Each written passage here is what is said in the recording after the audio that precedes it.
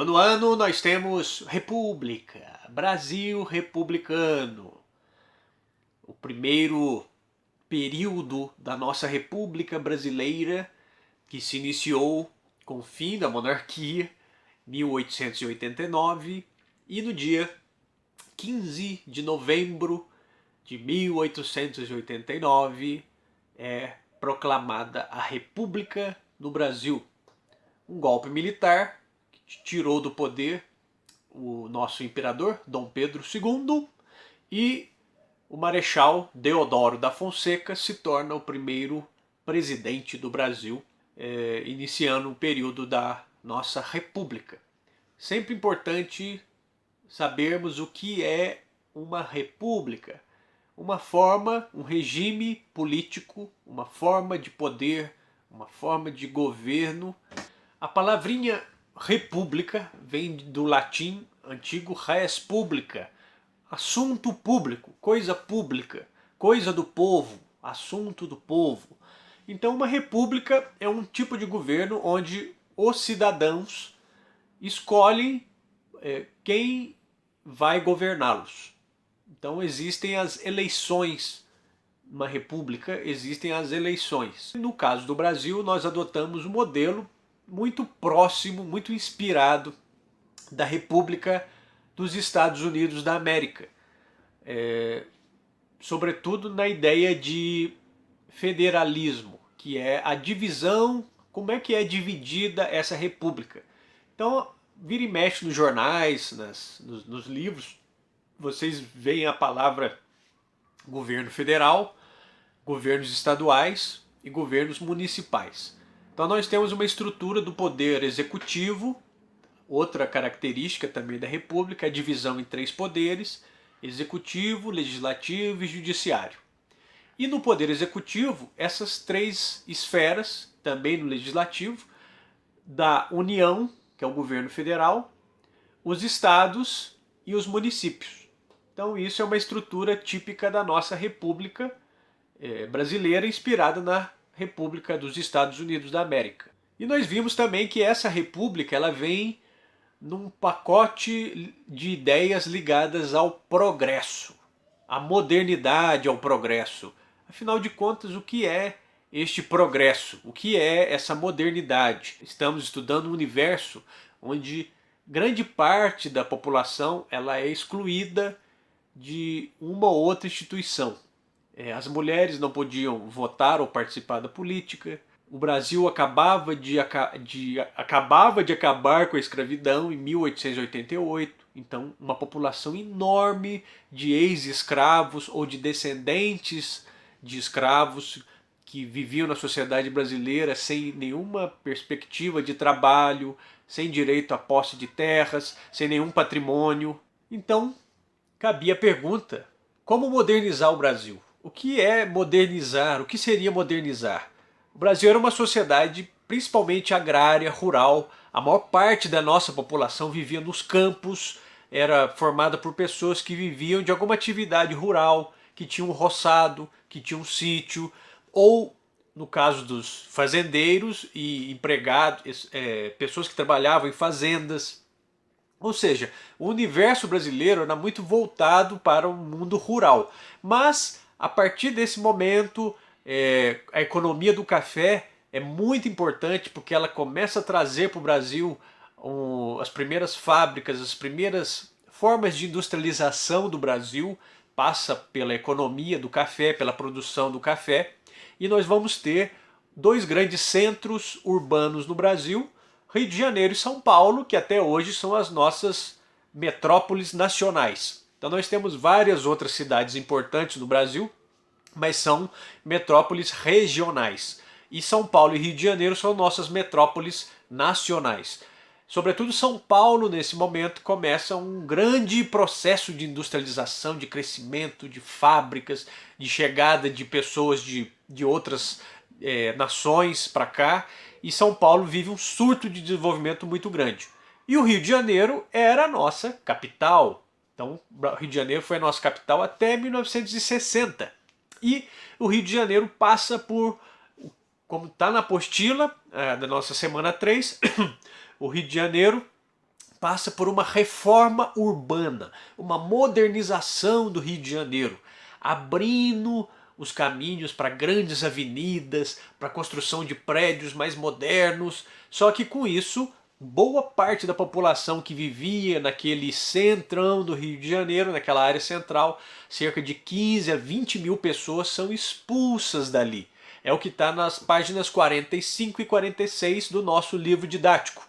No início do século XX, o Rio de Janeiro, capital da República, era uma cidade com feições coloniais, que crescia desordenadamente e vivia atormentada por surtos de febre amarela, varíola, peste bubônica e tuberculose. Essas doenças vitimavam um número grande de pessoas e atemorizavam os estrangeiros. Em 1902, o presidente Rodrigues Alves, um representante da cafeicultura paulista, chegou ao poder com a proposta de fazer uma reforma urbana na cidade e higienizá-la. O centro do Rio seria remodelado e ganharia avenidas largas, semelhantes às de Paris, capital francesa. As vias seriam adequadas à circulação de uma elite europeizada como a carioca, mesmo que para isso fosse preciso retirar à força as pessoas pobres que viviam em antigos casarões do centro. Para essa empreitada, Rodrigues Alves nomeou o engenheiro Pereira Passos como prefeito e o médico sanitarista Oswaldo Cruz como diretor-geral de saúde pública. Ambos receberam do presidente carta branca para agir. Sem qualquer consulta à população e aos gritos de "bota abaixo", os funcionários da prefeitura demoliram, em menos de um ano, cerca de 600 habitações coletivas e 700 casas do centro da cidade, deixando sem teto pelo menos 14 mil pessoas. Os desabrigados se dirigiram aos subúrbios e aos morros e mangues, e lá construíram casas de tábuas cobertas com latas de querosene. A revolta da vacina e a reforma urbana no Rio de Janeiro entre os anos 1904 e 1905, mas um pouco antes já, durante o governo do presidente Rodrigues Alves, em 1902, já se inicia esse processo de modernização do Rio de Janeiro. Na página 46 tem duas fotos, uma foto da região central em 1904, no Rio de Janeiro, e 2 anos depois, na inauguração da Avenida Central do Rio de Janeiro, já sem aquelas casinhas, já uma avenida bem larga, com casarões. Então, em 2 anos, isso acontece, essa modernização, mas apesar de ser essa modernização, muitas pessoas foram simplesmente jogadas nesse processo, sem nenhum tipo de atenção, sem nenhum tipo de indenização, sem nenhum tipo de cuidado por parte dos poderes públicos, dos poderes da Prefeitura do Rio, que era a capital federal, do governo federal ou do governo estadual. Quer dizer, a nossa república é uma república que moderniza, porém com um custo social, com um custo político muito alto, porque deixa de fora boa parte da nossa população. E São Paulo? Como eu havia falado anteriormente, São Paulo era a nossa grande cidade industrial, cidade moderna ou cidade modernizadora. A nossa grande metrópole nacional começa a se desenhar ali nesse início do século XX com a República. Na nossa página 34 aparece o subtítulo A Grande Greve de 1917 em São Paulo. Então, São Paulo, como a nossa cidade mais urbanizada, que tinha mais fábricas, mais indústrias, então a região mais industrializada do país, é onde tinha também mais operários, mais trabalhadores dessas fábricas. E esses operários, em junho de 1917, organizam uma grande greve, uma grande paralisação para reivindicar direitos, leis que pudessem cobrir esses trabalhadores, esses operários nessas fábricas. Esses operários eram muito influenciados pelo que estava ocorrendo também lá na Rússia, a Revolução Socialista na Rússia em 1917. Então essas ideias já estavam circulando por vários lugares do mundo, e na região onde nós estávamos mais ligados ao restante do mundo, que era São Paulo, Rio de Janeiro, mas sobretudo São Paulo, essas ideias tomam forma por meio de ações, e uma dessas ações foi a Grande Greve de 1917. Como era de prática na época, essa greve desses operários foi reprimida pela polícia. As greves eram tratadas como uma questão policial, era crime fazer greve. Então a polícia reprimiu, houve morte de manifestantes, E os industriais foram obrigados nesse momento a sentar e negociar. No entanto, essas negociações, as promessas não foram cumpridas e outras greves foram iniciadas em 1919, 1920, ou seja, os operários começam a iniciar um movimento mais organizado em busca de melhorias em leis que pudessem dar a eles uma melhor qualidade de vida. E isso também era um sinal desse progresso. Esses conflitos também são um sinal de que esse progresso era entendido como para quem? Para todos ou para alguns? Então é um momento importante da gente entender como que essa modernidade vai chegar mais rápido em alguns lugares, em outros demora mais, como essa modernidade vai chegar para alguns grupos, para outros não.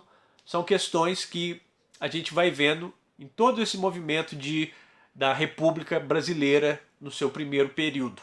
E esse movimento de modernização também é sentido nas artes, como está na página 35, que o título é a Semana da Arte Moderna de 1922 em São Paulo. A Semana da Arte Moderna em São Paulo foi um movimento importante, um movimento artístico, intelectual, pensando o que seria a arte brasileira, afinal de contas. Nós temos elementos de várias culturas, de vários povos, cultura africana, cultura indígena, culturas indígenas, é mais de uma cultura indígena, culturas africanas, porque é mais de uma cultura africana, culturas europeias, porque não é apenas a portuguesa, você tem influência de várias culturas europeias, e tudo isso aqui reunido forma uma cultura brasileira. Mas o que seria essa cultura brasileira? Então a Semana de Arte de 22, ela traz esse debate, o que é uma cultura brasileira, afinal de contas. O que é a literatura brasileira, o que é pintura, uma pintura brasileira, o que é uma música brasileira.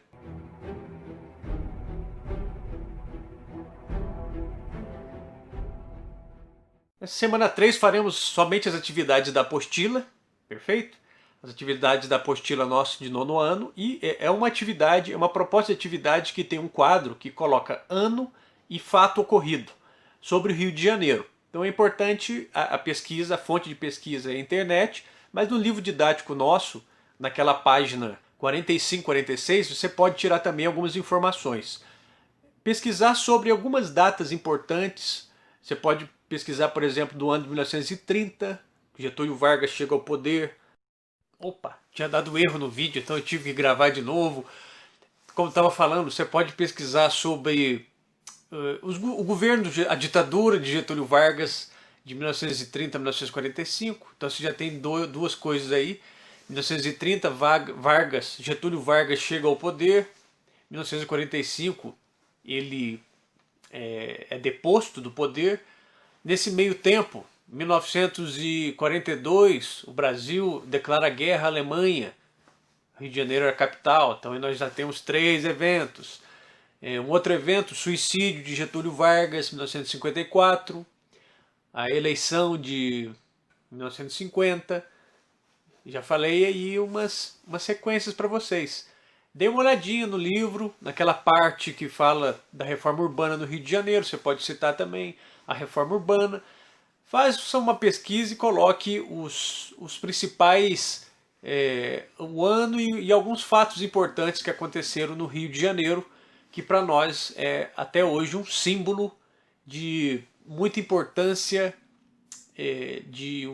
não é mais a nossa capital federal, mas é uma cidade muito importante do ponto de vista histórico, do ponto de vista cultural, e certamente no futuro continuará sendo. Certo, gente? Qualquer dúvida, entre em contato e estamos à disposição. Saudade de todos vocês, boas leituras e um grande abraço. Tchau.